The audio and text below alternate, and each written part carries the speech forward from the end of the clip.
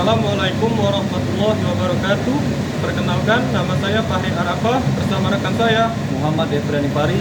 Kami dari Politeknik Negeri Sriwijaya, jurusan Teknik Elektro, program studi D3 Teknik Elektronika. Di sini kami akan menjelaskan tentang alat-alat instrumentasi industri. Flank adalah komponen berbentuk cakram piringan yang digunakan untuk menghubungkan dua pipa katup, pompa, atau peralatan lain dalam sistem perpipaan. Sambungan flank memudahkan perakitan, pembongkaran, dan pemeliharaan sistem. Cara kerjanya, yang pertama, dua flank dipasang pada ujung pipa atau peralatan yang akan disambung. Yang kedua, gasket diletakkan di antara permukaan flank untuk mencegah kebocoran. Yang ketiga, flank diikat dengan baut dan mur sehingga berbentuk sambungan yang kuat dan kedap. Jenis umum flank. Yang pertama, well neck flank, disambung dengan pengelasan di lehernya, cocok untuk tekanan tinggi. Yang kedua, slip on flank, mudah dipasang tapi tidak sekuat well neck. Yang ketiga, blind flank, menutup ujung sistem pipa. Yang keempat, socket well flank, pipa dimasukkan ke dalam flank dan dilas.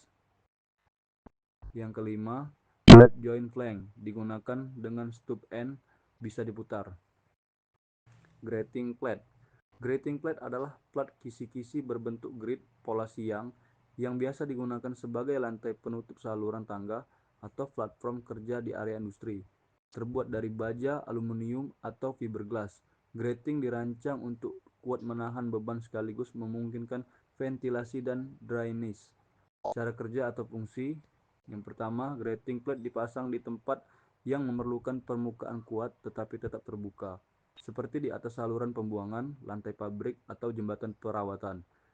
Yang kedua, desain berongganya memungkinkan air kotoran atau bahan cair mengalir lewat, udara bersirkulasi mencegah penumpukan gas berbahaya, permukaan anti-slip tergantung tipe, sehingga aman untuk bekerja.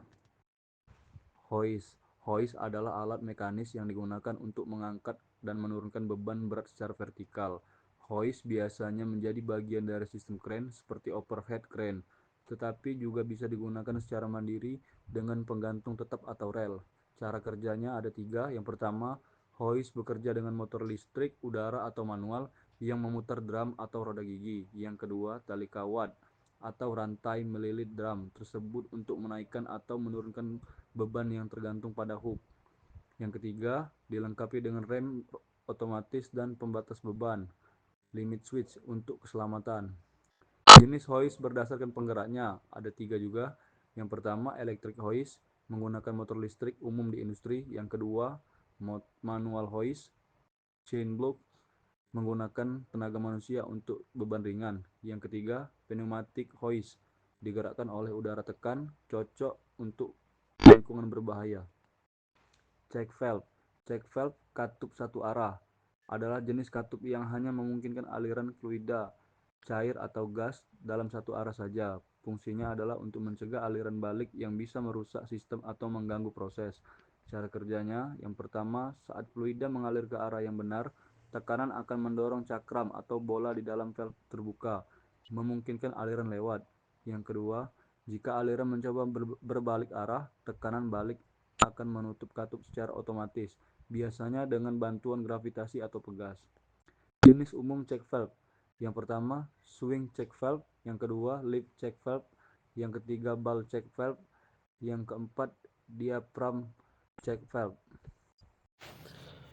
Scaffolding. Scaffolding atau perancah adalah struktur sementara yang digunakan untuk mendukung pekerja dan material saat melakukan pekerjaan di ketinggian, seperti konstruksi, pengecatan, atau perbaikan bangunan. Cara kerja scaffolding terbuat dari pipa logam, baja atau aluminium, atau bambu yang disusun menjadi kerangka, didirikan di sepanjang sisi bangunan atau struktur yang sedang dikerjakan, menyediakan platform kerja yang aman dan stabil di berbagai ketinggian.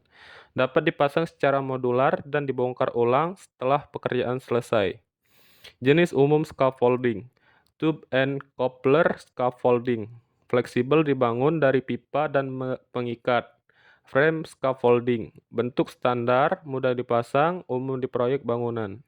Suspended scaffolding, digantung dari atap, biasa untuk pengecatan gedung tinggi.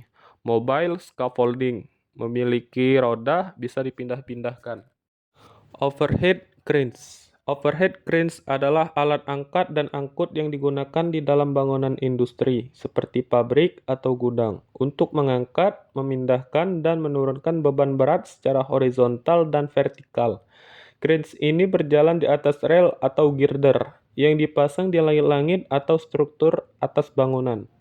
Cara kerja: rel lintasan atau runway dipasang di sisi atas bangunan. Di atas rel tersebut ada girder utama tempat hoist, dan tralei bergerak.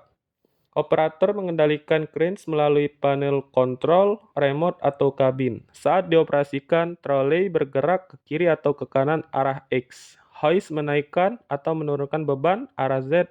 Seluruh cranes bergerak maju atau mundur sepanjang rel arah Y.